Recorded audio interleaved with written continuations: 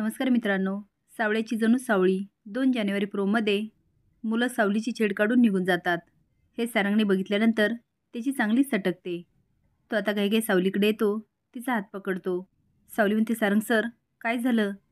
सारंग काहीच बोलत नाही, तिला घेऊन जातो आणि गाडीत बसवतो आणि त्या मुलांचा पाठलाग करायला लागतो. त्यांच्या मागे सोम आणि बबलूची पण गाडी असते. सोम म्हणतो, बबलू ही मुलं गेली आता कामातनं. सारंग पाठलाग करत असतो.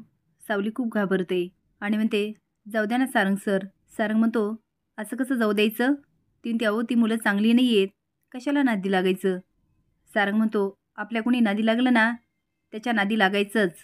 त्यांना असं सोडलं ना ते दुसऱ्या मुलींची छेड काढणार, त्यामुळे त्यांची नांगी जिथल्या तिथे ठेचायची. तो आता गाडी पुढे घेतो. त्या मुलांच्या गाडीसमोर स्वतःची गाडी उभी करतो.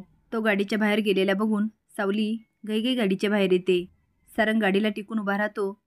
सावली म्हणते, सारंग सर. ते मुलं सारंगला चांगलेच घाबरतात. सारंग सावलीला म्हणतो, हाच मुलगा होता ना? ती हो म्हणून मान हलवते. सारंग म्हणतो, जा आणि कानाखाली मार. सावली म्हणते, जाऊ द्या ना सारंग सर, सोडा आता. सारंग मोठ्याने ओरडतो, जा आणि कानाखाली मार. सावली त्या मुलासमोर जाते, पण तिची हिंमतच होत नाही.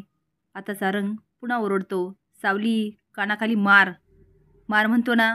आता सावली एक कानाखाली देते. तो मुलगा घाबरून म्हणतो, सॉरी ताई, खरंच सॉरी. यापुढे मी अशी चूक कधीच करणार नाही. सारंग म्हणतो, काय रे, काय समजता मुलींना? त्यांची छेड काढायची, त्यांना त्रास द्यायचा, यात तुम्हाला मजा वाटते. पण कधी विचार केला का हे करत असताना त्या मुलीला काय वाटत असेल?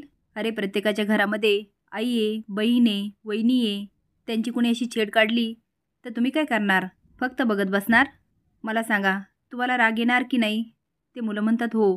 सारंग म्हणतो, मग तुम्ही ज्या मुलींची छेड काढता त्यांना पण भाऊ आहे, वडील आहेत. आता तुम्हीच सांगा, त्यांनी तुमचं काय करायचं? आता सारंग त्या मुलांना बरंच काही सुनावतो. ते मुलं सावलीचे पाय धरतात आणि म्हणतात, ताई माफ करा. सारंगला म्हणतात, दादा माफ कर.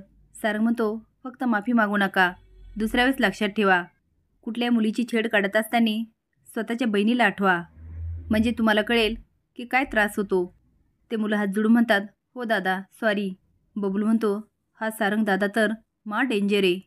सो म्हणतो, बघितलं बबलू, सारंग दादाने सावली वहिनीसाठी आवाज उठवला. खरं तर आपण या मुलांचेच आभार मानायला पाहिजे. त्यांच्यामुळे आपल्याला समजलं की सारंग दादाला सावली वहिनीची काळजी आहे. तर तुम्हाला आवडेल का सावली आणि सारंगचं प्रेम बघायला? हे कमेंट बॉक्समध्ये नक्कीच सांगा. नवीन अपडेट जाण्यासाठी लाईक आणि सबस्क्राईब करा. धन्यवाद.